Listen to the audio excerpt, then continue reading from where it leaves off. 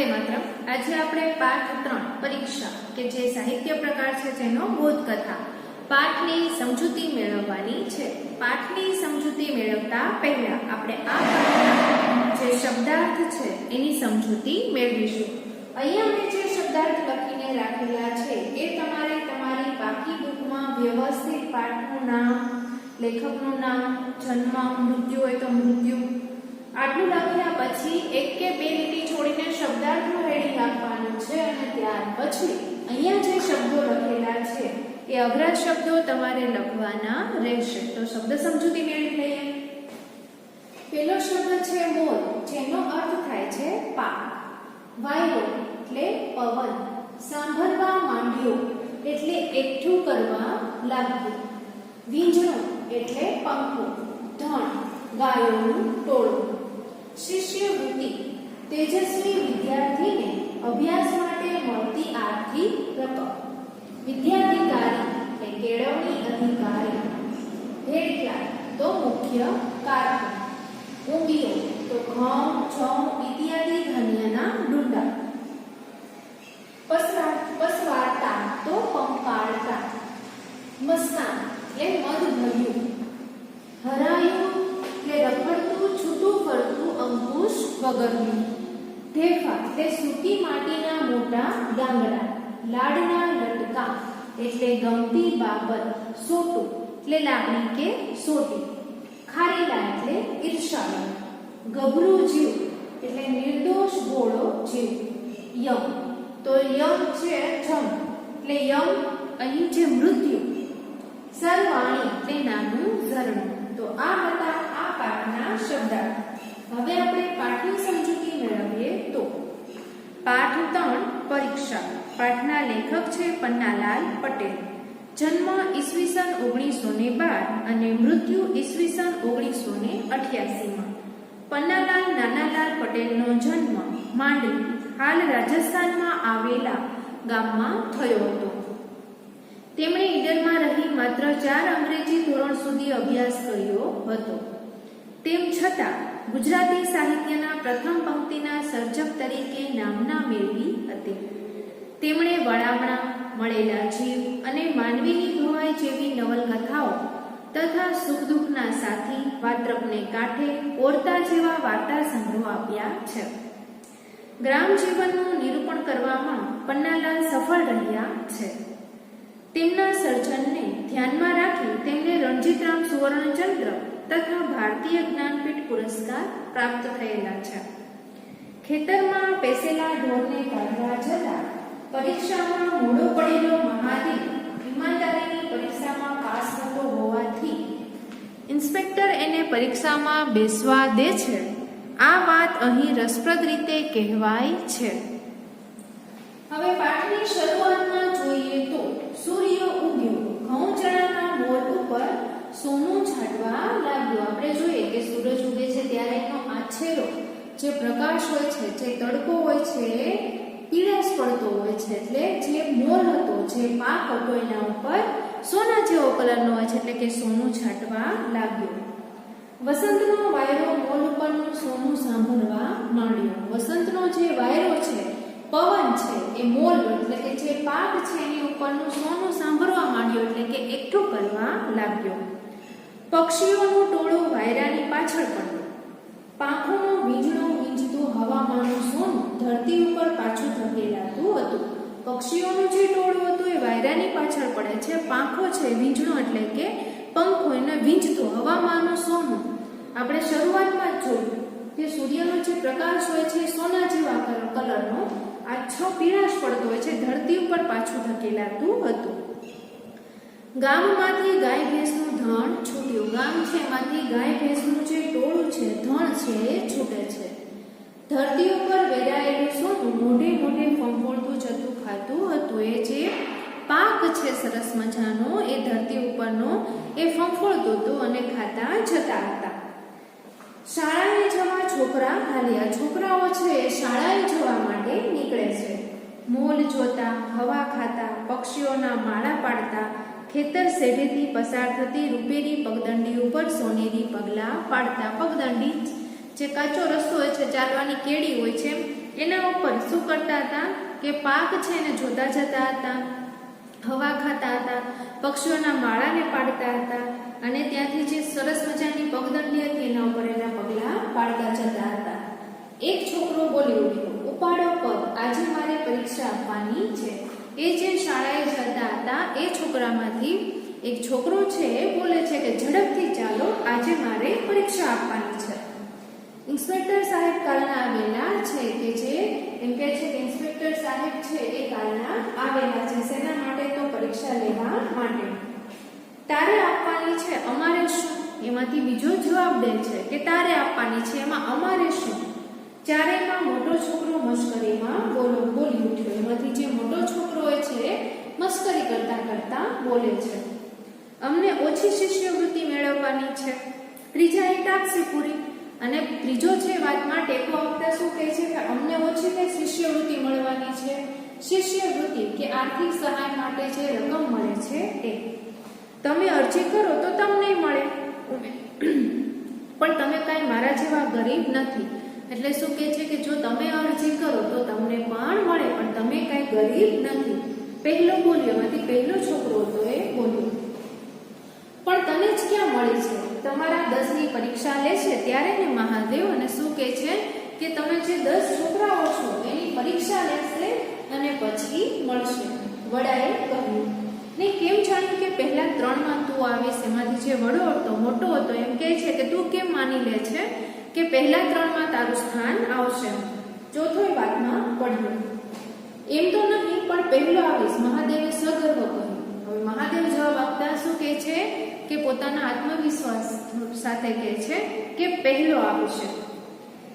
કહેવાય નહીં હો મહાદેવ, વડાએ કહ્યું. હવે એમાંથી જે છોકરો વડો હતો એ શું કહે છે કે કહેવાય નહીં.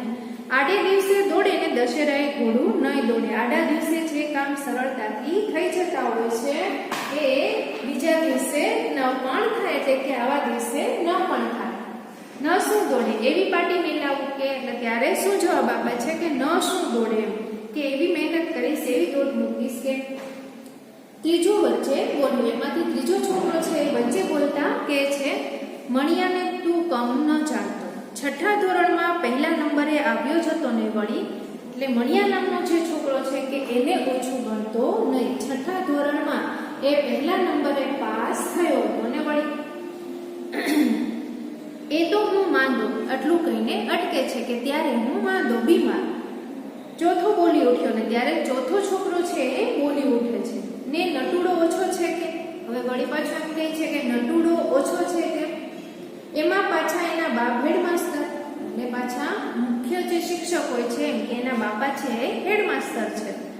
બીજાએ ત્રીજી વાત કરી, મને તો લાગે છે કે બચુડાના મામા મામલતદાર છે, તેથી એને તો મળવાની જ. શું કહે છે કે જે બચુડો છે એના મામા છે એ મામલતદાર છે, એટલે એને મળશે. ને ધનશંકરના માસા એ જ મને કહેતો હતો કે વિદ્યાધિકારના હેડ ક્લાર્ક છે. હેડ ક્લાર્ક આપણે જોયું કે મુખ્ય કારકુન છે, એમ કહે છે કે તો હેડ ક્લાર્ક છે ત્યાંના મુખ્ય કારકુન છે, એટલે એમના જ હાથમાં બધું છે, બધું જ છે એમના હાથમાં છે. મહાદેવ ન ડક્યો, નારેના એવું હોત તો પરીક્ષા જ ન લે, ખાલી તમે ઘોડા દોડાવો છો. મહાદેવ છે પોતાની વાત ઉપર રહે છે, એને ડરતો નથી કે જો એવું જ હોત તો પરીક્ષા લેવાની શું જરૂર હતી, તમે ખાલી ખોટી વાતો કરો છો. વડાએ કહ્યું, ઠીક ભાઈ, જોઈએ છીએ ને મામાનું ઘર કેટલે દીવો બળે એટલે.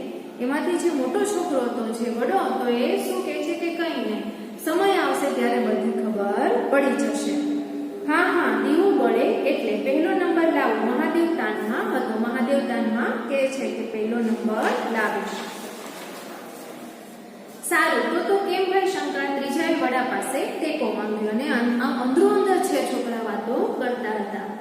હા વળી, આપણા ગામનું નાક રહેશે, અને જોઈ આવશે તો શું થશે કે આપણા ગામનું જે નાક છે એ રહેશે, પ્રતિષ્ઠા વધશે.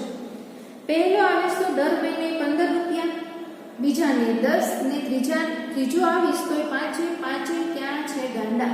શું કહે છે, જે પહેલા નંબરે આવશે એને 15 રૂપિયા, બીજાને 10 રૂપિયા, ને ત્રીજો આવશે તોય 5 ક્યાં છે ગાંડા? એમ ત્રીજાએ લાજ સાધ્યો, ને આપણને ઉજાળી મળશે.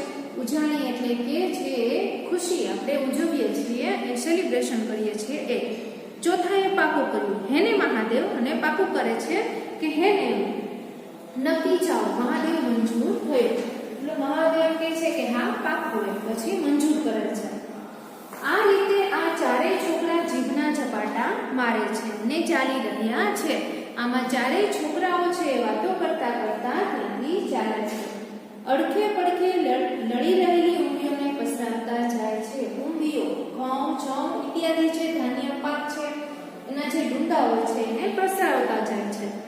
મોલ ઉપર બેસવા જતા પક્ષીઓ ઉડાડતા જાય છે. મોલ ઉપર જે પક્ષીઓ બેસતા હોય છે એને ઉડાડતા જાય છે. દૂર દેખતા ઝાડના ઝૂંડમાં નિશાળ સામે લાંબી નજર નાખી લે છે. ચારે દિશે પથરાઈ રહેલા મોલની ઉપર નજર એમની ફરતી રહે છે. અને આ ચારે બાજુ જોતા જોતા પોતાની નિશાળ, પોતાની જે શાળા છે એના તરફ જાય છે. એકાએક મહાદેવની નજર થંભી જાય છે ને ચાલતા ચાલતા જ મહાદેવ છે એની નજર અટકે છે. અટકીને ઊભો રહે છે, બોલી પડે છે ને એ ઊભો રહી જાય છે અને બોલે છે ખાઈ જવાની. પેલા ત્રણેય અટકે છે. આટલું બોલે છે એટલે પેલા ત્રણેય છોકરાઓ છે એ પણ અટકે છે. મહાદેવની નજર ભેગી નજરને ગૂંથે છે. જ્યાં મહાદેવ જોતો હતો ત્યાં એ જુએ છે. પેલી બાજુના ખેતર તરફ જુએ છે. પાણી સરખો કૂળો કૂળો ઘઉંનો મોલ છે. ઘઉંનો એકદમ કૂણો પાક છે હતો. સારસ પક્ષી તરતું હોય એવી એક ગાય છે ધીમે ધીમે ચાલે છે અને ખાતી જાય છે. જેમ સારસ પક્ષી તરતું હોય છે એવી જ રીતે ધીમે ધીમે એક ગાય છે એ ત્યાં ખાતી હોય છે, પાક છે નુકસાન પહોંચાડે છે.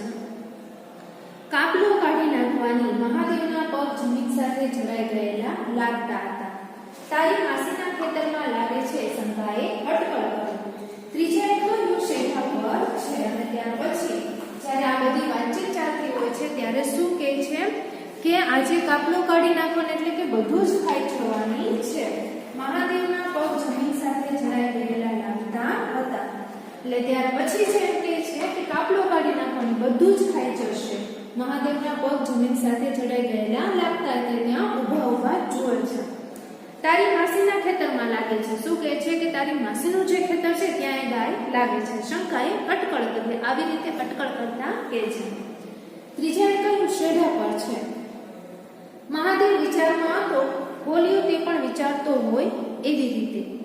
આ પાકે પેલી પાક, પણ ખાવાની તો ઘઉં જ ને. આ બાજુ કે પેલી બાજુ, પણ એ પાક તો ખાવાની જ. ગામ તરફ એણે નજર દોડાવી. દૂર કોઈ માણસ જોયું. બૂમ પાડીને કહેવા લાગ્યો, એ મારી માસીને ત્યાં કહેજો કે ગાય. એણે નજર નાખે છે તો એક માણસ દેખાય છે અને બૂમ પાડીને કહે છે કે માસીને કહેજો કે ગાય. એટલું બોલતા અટકે છે ને વળી એને મનમાં વિચાર આવે છે. વળી થયું ક્યારે આવશે ને ક્યારે આવશે, ક્યારે ઘરે સમાચાર પહોંચે. હવે પાછા ગાયને કાઢવા માટે આવે. એટલામાં તો કાપલો કાઢી નાખશે. એટલામાં તો ગાય બધું પાક છે ખાઈ જશે, બગાડી નાખશે. મહાદેવ શંકા સામે દફતર ધર્યું. લેને શંકા, હું ગાયને આપતો આવું. મહાદેવ છે એ શંકાને પોતાનું બેગ છે આપીને એમ કહે છે કે તું આ લઈને સ્કૂલે જા, શાળાએ જા, હું હમણાં આવું છું.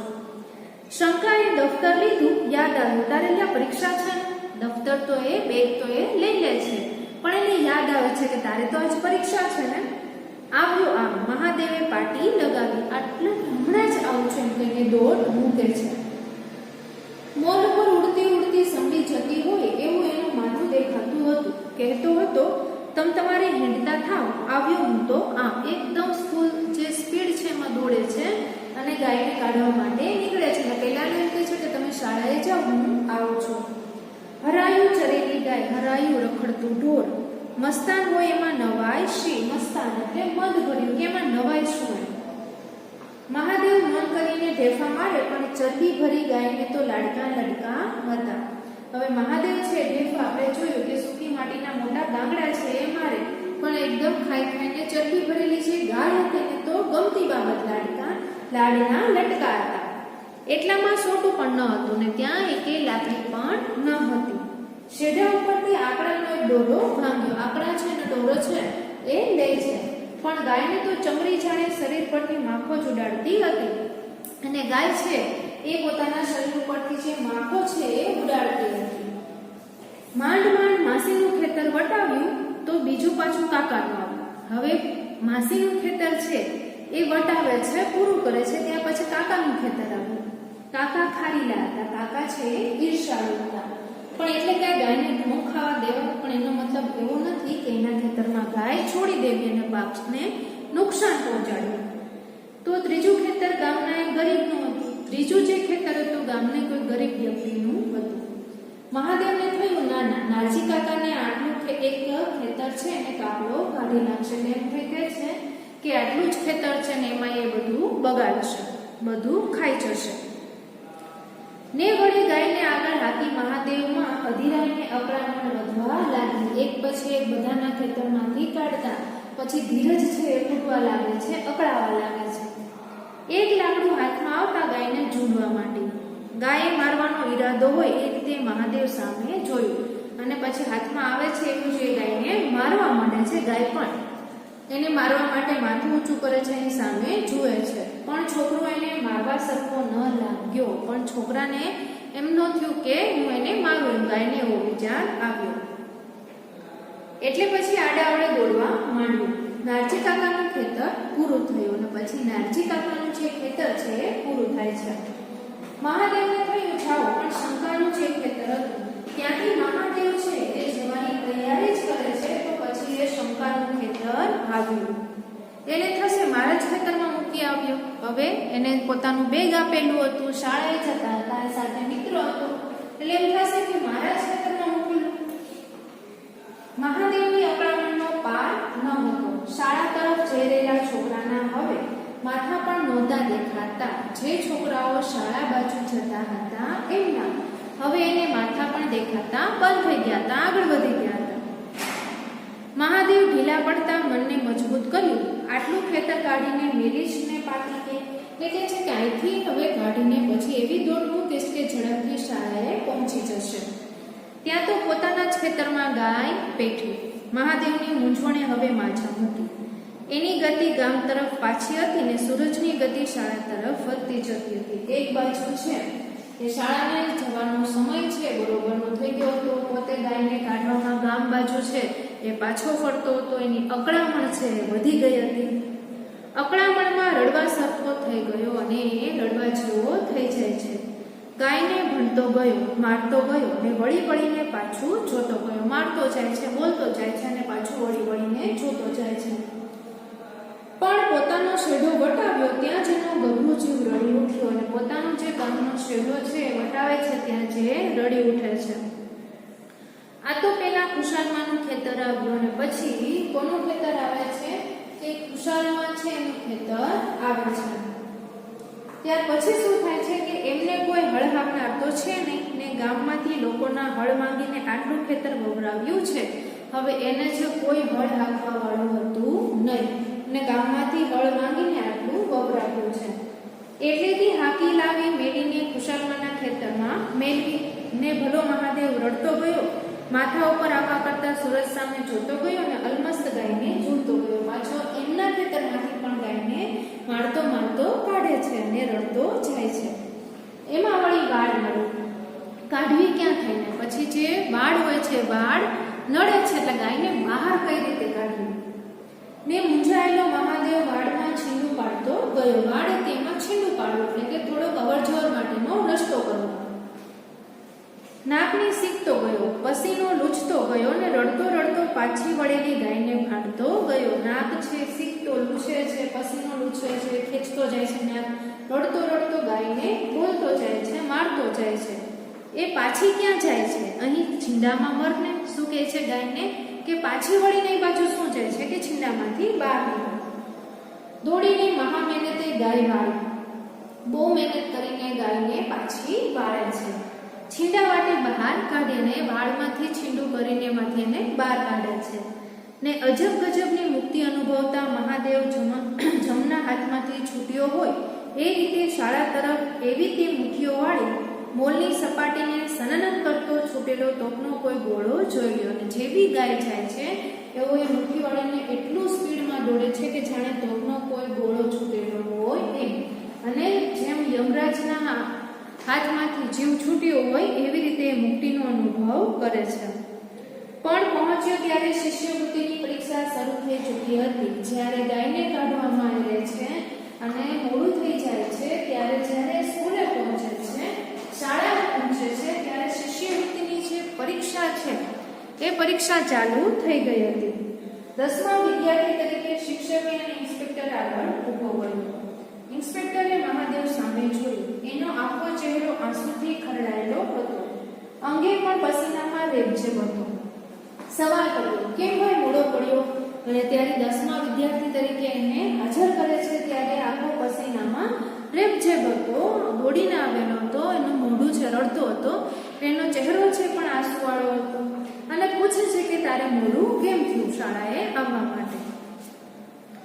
મહાદેવ રડતો ગયો અને પોતાની કથની કહેતો ગયો. રડતા રડતા એ જે વાત છે એ કહેતો જાય છે. ઘઉંના મોલમાંથી ગાય હાંકવા ગયો હતો સાહેબ, જતા તો જઈ લાગ્યો, પણ મારે આ ગાયને કોના ખેતરમાં છોડવી સાહેબ?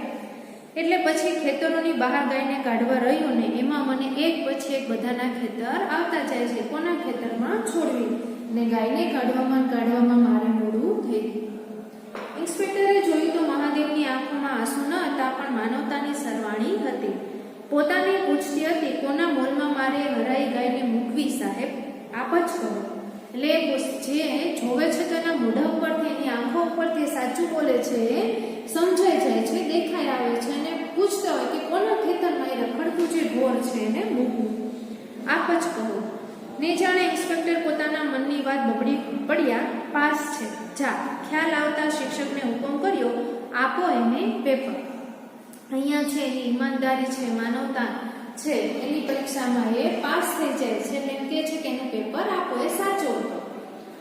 મહાદેવના આંસુ આનંદમાં ફેરવાઈ ગયા. અંગ ઉપરના પસીનામાં પ્રકાશે શક્તિએ પ્રવેશ કર્યો. પેપર લઈને મંડી પડ્યો અને પછી એ ખુશ થઈ જાય છે. પસીનો છે પ્રકાશમાં એટલે કે એકદમ એનામાં ખુશ થઈ જાય છે, આનંદ થઈ જાય છે. એની વાત છે સામેવાળા સર છે એ સમજે છે અને એકદમ ઝડપથી ખુશીથી પોતાનો પેપર છે લઈને લખવા માંડે છે. પાઠની સમજૂતી છે અહીંયા પૂરી થઈ છે. આજનો લેક્ચર છે એ આપણે અહીંયા પૂરો કરીએ છીએ. આભાર.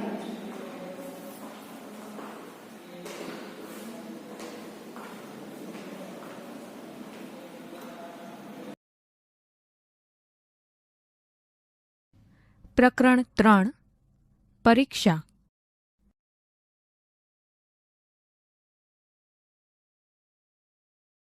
સૂર્ય ઉગ્યો. ઘઉં ચણાના મોલ પર સોનું છાંટવા લાગ્યો. વસંતનો વાયરો મોલ ઉપર સોનું સાંભરવા માંડ્યો. પક્ષીઓનું ટોળું વાયરાની પાછળ પડ્યું. પાંખોનો વીંજણો વીંજતું હવામાંનું સોનું ધરતી ઉપર પાછું ધકેલાતું હતું. ગામમાંથી ગાય ભેંસનું ધણ છૂટ્યું. ધરતી ઉપર વેરાયેલું સોનું મોઢે મોઢે ફંફોડતું જતું ખાતું હતું. શાળાએ જવા છોકરા હાલ્યા. મોલ જોતા, હવા ખાતા, પક્ષીઓના માળા પાડતા, ખેતર શેઢેથી પસાર થતી રૂપેરી પગદંડી પર સોનેરી પગલાં પાડતા. ઉપાડો પગ, આજે મારે પરીક્ષા આપવાની છે. ઇન્સ્પેક્ટર સાહેબ કાલના આવેલા છે. તારે આપવાની છે, અમારે શું? અમારે ઓછી શિષ્યવૃત્તિ મેળવવાની છે. તમે અરજી કરો તો તમને મળે. હા, પણ તમે કંઈ મારા જેવા ગરીબ નથી. પણ તને જ ક્યાં મળી છે? તમારા 10ની પરીક્ષા લેશે ત્યારે ને મહાદેવ. ને કેમ જાણ્યું કે પહેલા 3માં તું જ આવીશ? એમ તો નહીં, પણ પહેલો આવીશ. કહેવાય નહીં હો મહાદેવ, આડે દિવસે દોડે ને દશેરાએ ગોળું ન એ દોડે. ન શું દોડે એવી પાટે મેલાવું કે? મણિયાને તું કેમ ન જાણતો? 6ઠા ધોરણમાં પહેલે નંબરે આવ્યો જ હતો ને વળી. એ તો હું માદો હતો એટલે. ને નટુડો ઓછો છે કે? એમાં પાછા એના બાપા હેડમાસ્ટર છે. મને લાગે છે બચુડાના મામા મામલતદાર છે, તેથી એને તો મળવાની જ. ને ધનશંકરના માસા એ જ મને કહેતો હતો કે વિદ્યાધિકારીના હેડ ક્લાર્ક છે, એમના જ હાથમાં બધું. ના રે ના, એવું હોત તો પરીક્ષા જ ન લેત. ખાલી તમે ઘોડા દોડાવો છો. ઠીક ભાઈ, જોઈએ છીએ ને. મામાનું ઘર કેટલે, દીવો બળે એટલે. હા હા, દીવો બળે એટલે પહેલો નંબર લાવું. સારું તો કેમ ભાઈ શંકા? હા વળી, આપણા ગામનું નાક રહેશે. પહેલો આવીશ તો દર મહિને 15 રૂપિયા, બીજાને 10 ને ત્રીજો આવીશ તોય 5. 5 ક્યાં છે ગાંડા? ને આપણને ઉજાણી મળશે.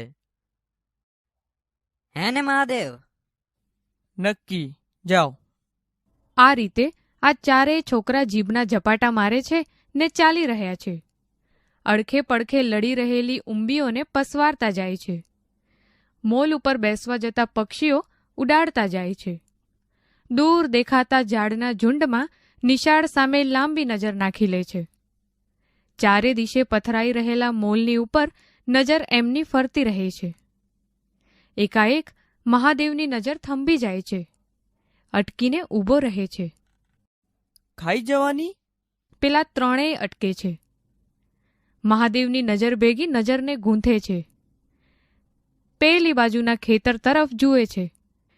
પાણી સરખો કૂણો કૂણો ઘઉંનો મોલ છે. સારસ પક્ષી તરતું હોય એવી એક ગાય છે. ધીમે ધીમે ચાલે છે ને ખાતી જાય છે. કાપલો કાઢી નાખવાની. તારી માસીના ખેતરમાં લાગે છે. શેઢા પર છે. આ પા કે પેલી પા, પણ ખાવાની તો ગઉ જ ને. ગામ તરફ એણે નજર દોડાવી. દૂર કોઈ માણસને જોયું. એ મારી માસીને ત્યાં કહેજો કે ગાય. અરે ક્યારે આવશે ને ક્યારે હાંકશે, એટલામાં તો કાપલો કાઢી નાખશે. લેને શંકા, ગાયને હું હાંકતો આવું. તારે લ્યા પરીક્ષા છે ને? આવ્યો આમ. મહાદેવે પાટી લગાવી.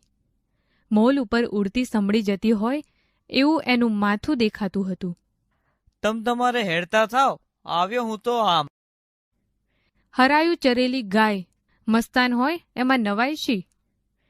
મહાદેવ મન કરીને ઢેફા મારે પણ ચરબીભરી ગાયને તો લાડના લટકા હતા. એટલામાં સોટું પણ ન હતું. શેઢા ઉપરથી આંકડાનો એક ડોરો ભાંગ્યો, પણ ગાયને તો ચમરી જાણે શરીર ઉપરથી માખો જ ઉડાડતી હતી. માંડ માંડ માસીનું ખેતર વટાવ્યું તો બીજું પાછું કાકાનું આવ્યું. કાકા ખારીલા હતા, પણ એટલે કઈ ગાયને ઘઉં ખાવા દેવાય? તો ત્રીજું ખેતર ગામના એક ગરીબનું હતું. મહાદેવને થયું, ના ના, નારજી કાકાને આ આટલું એક ખેતર છે ને, કાપલો કાઢી નાખશે. ને વળી ગાયને આગળ હાંકી. મહાદેવમાં અધીરાઈ ને અકળામણ વધવા લાગી. એક લાકડું હાથમાં આવતા ગાયને ઝૂડવા માંડી. ગાયે મારવાનો ઈરાદો હોય એ રીતે મહાદેવ સામે જોયું, પણ છોકરો એને મારવા સરખો ન લાગ્યો એટલે પછી આડા અવડે દોડવા માંડ્યું. નારજી કાકાનું ખેતર પૂરું થયું. જાઉં? પણ શંકાનું જે ખેતર હતું એને થશે મારા જ ખેતરમાં મૂકી આવ્યો. મહાદેવની અકળામણનો પાર ન હતો. શાળા તરફ જઈ રહેલા છોકરાના હવે માથા પણ નહોતા દેખાતા. મહાદેવે ઢીલા પડતા મનને મજબૂત કર્યું. આટલું ખેતર કાઢીને મેલીશ ને પાટી કે? ત્યાં તો પોતાના જ ખેતરમાં ગાય પેઠી. મહાદેવની મૂંઝવણે હવે માઝા મૂકી. એની ગતિ ગામ તરફ પાછી હતી ને સૂરજની ગતિ શાળા તરફ વધતી જતી હતી. અકળામણમાં રડવા સરખો થઈ ગયો. ગાયને ભાંડતો ગયો, મારતો ગયો ને વળી વળીને પાછું જોતો ગયો. પણ પોતાનો શેઢો વટાવ્યો ત્યાં જ એનો ગભરું જીવ રડી ઉઠ્યો. આ તો પેલા ખુશાલમાનું ખેતર આવ્યું. એમને કોઈ હળ હાંકનાર તો છે નહીં, ને ગામમાંથી લોકોના હળ માગીને આટલું ખેતર વવરાવ્યું છે, એટલેથી હાકી લાવી મેલીને ખુશાલમાના ખેતરમાં મેળવી. ને ભલો મહાદેવ રડતો ગયો, માથા ઉપર આવવા કરતા સૂરજ સામે જોતો ગયો ને અલમસ્ત ગાયને ઝૂડતો ગયો. એમાં વળી વાડ નડી, કાઢવી ક્યાં થઈને? ને મૂંઝાયેલો મહાદેવ વાડમાં છીંડું પાડતો ગયો, નાકને સીકતો ગયો, પસીનો લૂછતો ગયો ને રડતો રડતો પાછી વળેલી ગાયને ભાંડતો ગયો. એ પાછી ક્યાં જાય છે? અહીં છીંડામાં મરને. દોડીને મહા મહેનતે ગાય વાળી, છીંડા વાટે બહાર કાઢી ને અજબ ગજબની મુક્તિ અનુભવતા મહાદેવે જમના હાથમાંથી છૂટ્યો હોય એ રીતે શાળા તરફ એવી તે મુઠ્ઠીઓ વાળી. મોલની સપાટીએ સનનનન કરતો છૂટેલો તોપનો કોઈ ગોળો જ જોઈ લ્યો. પણ પહોંચ્યો ત્યારે શિષ્યવૃત્તિની પરીક્ષા શરૂ થઈ ચૂકી હતી. કેમ ભાઈ મોડો પડ્યો? ઘઉંના મોલમાંથી ગાય હાંકવા ગયો હતો સાહેબ. જતા તો જઈ લાગ્યો, પણ મારે આ ગાય કોના ખેતરમાં છોડવી સાહેબ? એટલે પછી ખેતરોની બહાર ગાયને કાઢવા રહ્યો, એમાં મને ઇન્સ્પેક્ટરે જોયું તો મહાદેવની આંખોમાં આંસુ ન હતા, પણ માનવતાની સરવાણી હતી. પોતાને એ પૂછતી હતી, કોના મોલમાં મારે એ હરાઈ ગાયને મૂકવી સાહેબ? આપ જ કહો. 5 છે. જા આપો એને પેપર. મહાદેવના આંસુ આનંદમાં ફેરવાઈ ગયા. અંગ ઉપરના પસીનામાં પ્રકાશે શક્તિએ પ્રવેશ કર્યો. પેપર લઈને મંડી પડ્યો.